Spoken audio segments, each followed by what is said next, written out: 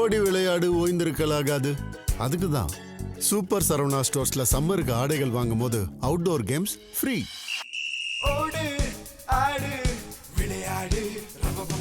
Super Saravana stores summer கோடையை கொண்டாடலாம். கொடைக்கானல் ஓய்வு முடிந்தது. ஸ்டாலின் மேஜையில் உளவுத்துறை ரிப்போர்ட். ரெடியானது புதிய அமைச்சரவை லிஸ்ட்.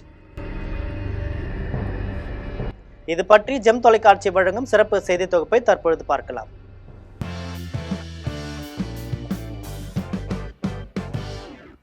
தமிழக முதல்வர் மு.க. ஸ்டாலின் அவர்கள் தனது 4 நாள் கொடைக்கானல் சுற்றுப்பயணத்தை முடித்துக்கொண்டு இன்று சென்னை திரும்புகிறார். தேர்தல் பரபரப்புகளுக்கு மத்தியில மேற்கொள்ளப்பட்ட இந்த சிறு ஓய்வு முதல்வருக்கு பெரும் புத்துணர்ச்சியை அளித்துள்ளதாக அறிவாலய வட்டாரங்கள் தெரிவிக்கிறது. ரிலாக்ஸ் மோடில் முதல்வர் கடந்த 4 நாட்களாக கொடைக்கானல்ல தங்கியிருந்த முதல்வர் ஸ்டாலின் அங்குள்ள இதமான காலநிலையை ரசித்ததுடன் மிகவும் உற்சாகமாகவும் மகிழ்ச்சியுடனும் காணப்பட்டார். வழக்கமான அரசியல் நெருக்கடிகள் மற்றும் கோப்பு ஆய்வுகள் இருந்து விலகி இந்த 4 நாட்களையும் அவர் முழுமையாக ரிலாக்ஸ் செய்வதற்கு பயன்படுத்தியிருக்கிறார். தன்னை சந்தித்த அமைச்சர்களிடம் பேசுகையில இந்த விடுமுறை தனக்கு மிகுந்த மன நிறைவை தந்துள்ளதாகவும் உடல் ரீதியாகவும் மன ரீதியாகவும் தன்னை புதுப்பித்துக் கொண்டதாகவும் அவர் நெகிழ்ச்சியுடன் பகிர்ந்துகிறார். டெல்லி சோர்ஸுகள் தந்த நற்செய்தி. முதல்வர் கொடைக்கானலில் ஓய்வு இருந்தாலும் அவரது கவனம் தமிழக தேர்தல் முடிவுகள் மற்றும் அது குறித்த தேசிய அளவிலான பார்வையின் மீதே இருந்தது. குறிப்பாக தமிழக தேர்தல் முடிவுகள் எப்படி இருக்கும் என்பது குறித்து மத்திய அரசு மற்றும் டெல்லி வட்டாரங்கள் என்ன கணக்கு போடுகின்றன என்பதை தனது பிரத்யேக சோர்ஸுகள் மூலமாக அவர் கேட்டறிந்திருக்கிறார். அப்போது அவருக்கு கிடைத்த தகவல்கள் மிகுந்த நம்பிக்கையை அளிப்பதாக இருக்கு. தமிழகத்தில் மீண்டும் திமுக ஆட்சியே அமையும் என்றும் ஆட்சி அமைப்பதற்கு தேவையான பெரும்பான்மை இடங்களை திமுக கூட்டணி தாராளமாக பெறும் என்று டெல்லி வட்டாரங்கள் கணிச்சிருக்கு. இன்னும் ஒரு படி மேலே போய் கூட்டணி கட்சிகளின் தயவின்றி திமுக தனித்தே ஆட்சி அமைக்கக்கூடிய அளவுக்கு பெரும்பான்மை இடங்களை அறுவடை செய்யும் என்று மத்திய உள்துறை அமைச்சகம் கருதுவதாக அந்த சோர்ஸுகள் முதல்வரிடம் ரகசியமாக தெரிவிச்சிருக்கு. இணக்கமான உறவுக்கு திட்டம். மீண்டும் திமுக ஆட்சியை அமையும் பட்சத்தில் தமிழக அரசுடன் மத்திய அரசு எந்த மாதிரியான உறவை கையாள வேண்டும் என்பது குறித்தும் எந்த அளவுக்கு இணக்கமாக போக வேண்டும் என்பது பற்றியும் மத்திய உள்துறை அமைச்சகம் ஆலோசனைகள் நடத்தப்பட்டதாக கூறப்படுது.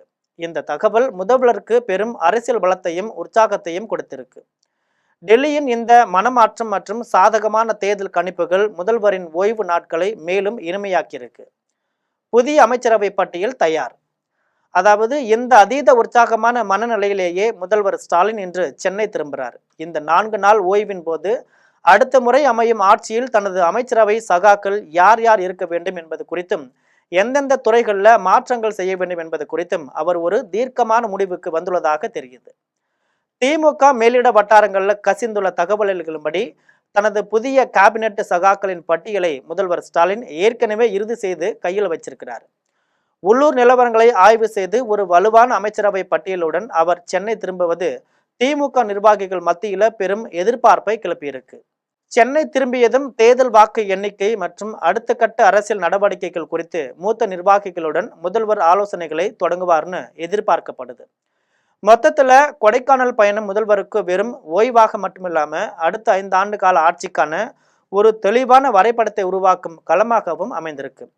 இது போன்ற செய்திகளை தெரிந்து கொள்ள தொடர்ந்து ஜெம் தொலைக்காட்சியுடன் இணைந்திருங்கள். நன்றி, வணக்கம்.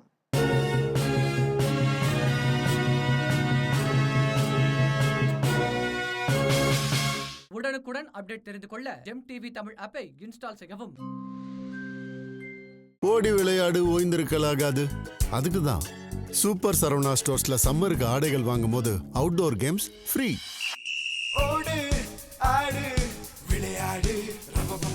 சூப்பர் சரவணா ஸ்டோர்ஸ் சம்மர் கோடையை கொண்டாடலாம்.